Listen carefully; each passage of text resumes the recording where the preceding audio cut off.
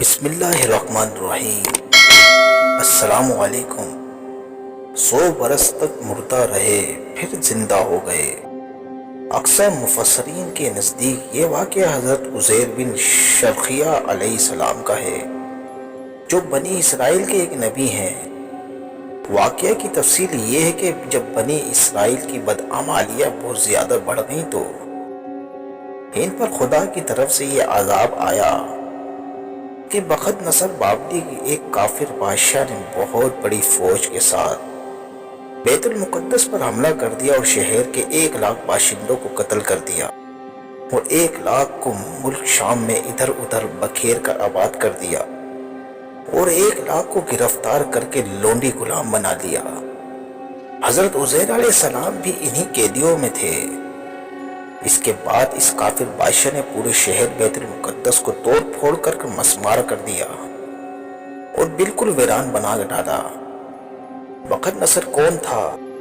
قوم عمالقہ کا ایک لڑکا ان کے بت نصر کے پاس لاوارث پڑا ہوا ملا۔ چونکہ اس کے باپ کا نام کسی کو معلوم نہیں تھا، اس لیے لوگوں نے اس کا نام بخت نصر، نصر کا بیٹا رکھ دیا۔ خدا کی شان کی یہ لڑکا بڑا ہو کر کہراسب بادشاہ کی طرف سے سلطنت بابل کا گورنر مقرر ہو گیا۔ پھر یہ خود دنیا کا بہت بڑا بادشاہ ہو گیا۔ کچھ دنوں کے بعد حضرت عزیر علیہ السلام جب کسی طرح بخت نصر کی قید سے رہا ہوئے تو ایک گدھے پر سوار ہو کر اپنے شہر بیت المقدس میں داخل ہوئے۔ اپنے شہر کی ویرانی اور بربادی دیکھ کر ان کا دل بھر آیا اور وہ رو پڑے۔ چاروں طرف چکر لگایا مگر انہیں کسی انسان کی شکل نظر نہیں آئی۔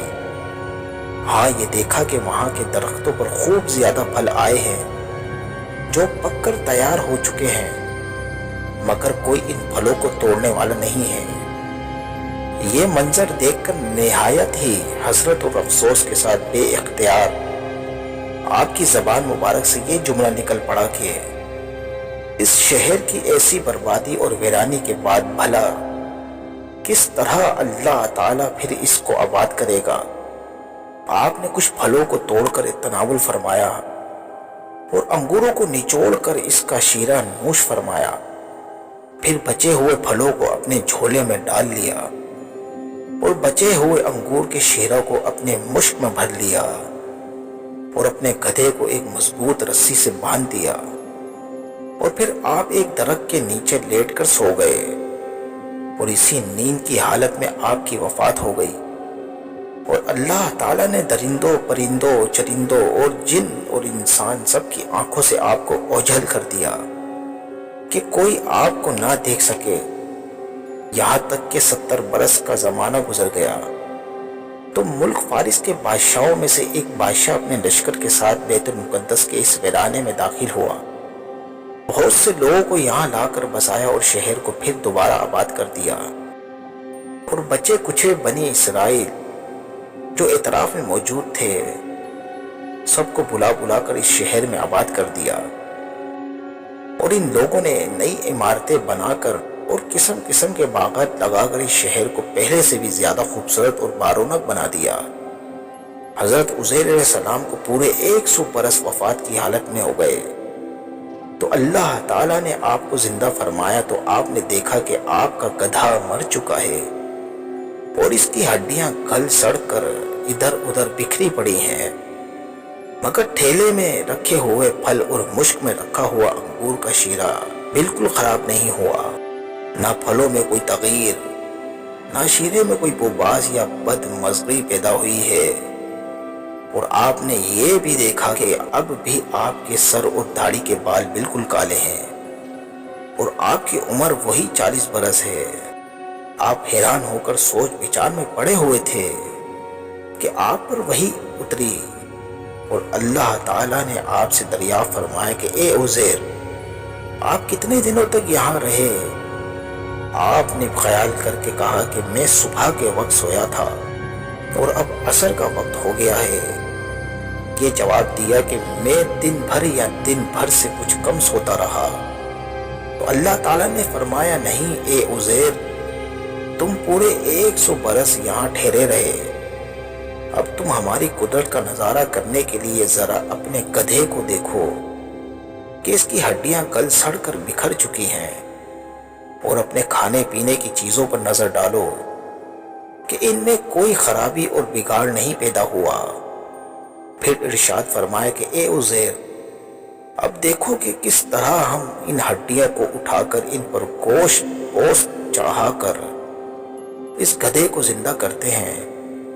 چنانچہ حضرت عزیر علیہ السلام نے دیکھا کہ اچانک بکھری ہوئی ہڈیوں میں حرکت پیدا ہوئی اور ایک دم تمام ہڈیاں جمع ہو کر اپنے اپنے جوڑ سے مل کر گدھے کا ڈھانچہ بن گیا، اور لمحہ بھر میں اس ڈھانچے پر گوشت پوست بھی چڑھ گیا اور گدھا زندہ ہو کر اپنی بولی بولنے لگا۔ یہ دیکھ کر حضرت عزیر علیہ السلام نے بلند آواز سے یہ کہا، میں خوب جانتا ہوں کہ اللہ سب کچھ کر سکتا ہے۔ اس کے بعد حضرت عزیر علیہ السلام شہر کا دورہ فرماتے ہوئے اس جگہ پہنچ گئے جہاں 100 برس پہلے آپ کا مکان تھا، تو نہ کسی نے آپ کو پہچانا نہ آپ نے کسی کو پہچانا۔ ہاں البتہ یہ دیکھا کہ ایک بہت ہی بوڑھی اور اپاہج عورت مکان کے پاس بیٹھی ہے، جس نے اپنے بچپن میں حضرت عزیر علیہ السلام کو دیکھا تھا۔ آپ نے اس سے پوچھا کہ کیا یہی عزیر کا مکان ہے؟ تو اس نے جواب دیا کہ جی ہاں۔ پھر بڑھیا نے کہا کہ عزیر کا کیا ذکر ہے، ان کو تو 100 برس ہو گئے کہ وہ بالکل ہی لاپتہ ہو چکے ہیں۔ یہ کہہ کر بڑھیا رونے لگی تو آپ نے فرمایا کہ اے بڑھیا، میں ہی عزیر ہوں۔ تو بڑھیا نے کہا کہ سبحان اللہ، آپ کیسے عزیر ہو سکتے ہیں؟ آپ نے فرمایا کہ اے بڑھیا، مجھ کو اللہ تعالیٰ نے 100 برس مردہ رکھا، پھر مجھ کو زندہ فرما دیا اور میں اپنے گھر آ گیا ہوں۔ تو بڑھیا نے کہا کہ حضرت عزیر علیہ السلام تو ایسے باکمال تھے، ان کی ہر دعا مقبول ہوتی تھی۔ اگر آپ واقعی حضرت عزیر علیہ السلام ہیں تو میرے لیے دعا کر دیجئے کہ میری آنکھوں میں روشنی آ جائے اور میرا فالج اچھا ہو جائے۔ حضرت عزیر علیہ السلام نے دعا کر دی تو بڑھیا کی آنکھیں ٹھیک ہو گئیں اور اس کا فالج بھی اچھا ہو گیا۔ پھر اس نے غور سے آپ کو دیکھا تو پہچان لیا اور بول اٹھی کہ میں شہادت دیتی ہوں کہ آپ یقیناً حضرت عزیر علیہ السلام ہی ہیں۔ پھر وہ بڑھیا آپ کو لے کر بنی اسرائیل کے محلے میں گئی۔ اتفاق سے وہ سب لوگ ایک مجلس میں جمع تھے اور اسی مجلس میں آپ کا لڑکا بھی موجود تھا جو 118 برس کا ہو چکا تھا، اور آپ کے چند پوتے بھی تھے جو سب بوڑھے ہو چکے تھے۔ بڑھیا نے مجلس میں شہادت دی اور اعلان کیا کہ اے لوگو، بلا شبہ یہ حضرت عزیر علیہ السلام ہی ہیں۔ مگر کسی نے بڑھیا کی بات کو صحیح نہیں مانا۔ اتنے میں ان کے لڑکے نے کہا کہ میرے باپ کے دونوں کندھوں کے درمیان ایک کالے رنگ کا مسح تھا جو چاند کی شکل کا تھا۔ چنانچہ آپ نے کرتا اتار کر دکھایا تو وہ مسح موجود تھا۔ پھر لوگوں نے کہا کہ حضرت عزیر علیہ السلام کو تو توریت زبانی یاد تھی، اگر آپ عزیر ہیں تو زبانی توریت پڑھ کر سنائیے۔ آپ نے بغیر کسی جھجک کے فوراً پوری توریت پڑھ کر سنا دی۔ بخت نصر بادشاہ نے بیت المقدس کو تباہ کرتے وقت 40,000 توریت کے عالموں کو چن چن کر قتل کر دیا تھا، اور توریت کی کوئی جلد بھی اس نے زمین پر باقی نہیں چھوڑی تھی۔ اب یہ سوال پیدا ہوا کہ حضرت عزیر علیہ السلام نے توریت صحیح پڑھی ہے یا نہیں؟ تو ایک آدمی نے کہا کہ میں نے اپنے باپ سے سنا ہے کہ جس دن ہم لوگوں کو بخت نصر نے گرفتار کیا تھا، اس دن ایک ویرانے میں ایک انگور کی بیل کی جڑ میں توریت کی ایک جلد دفن کر دی گئی تھی۔ اگر تم لوگ میرے دادا کے انگور کی جگہ کی نشاندہی کر دو تو میں توریت کی ایک جلد برآمد کر دوں گا۔ اس وقت پتہ چل جائے گا کہ حضرت عزیر نے جو توریت پڑھی ہے وہ صحیح ہے یا نہیں۔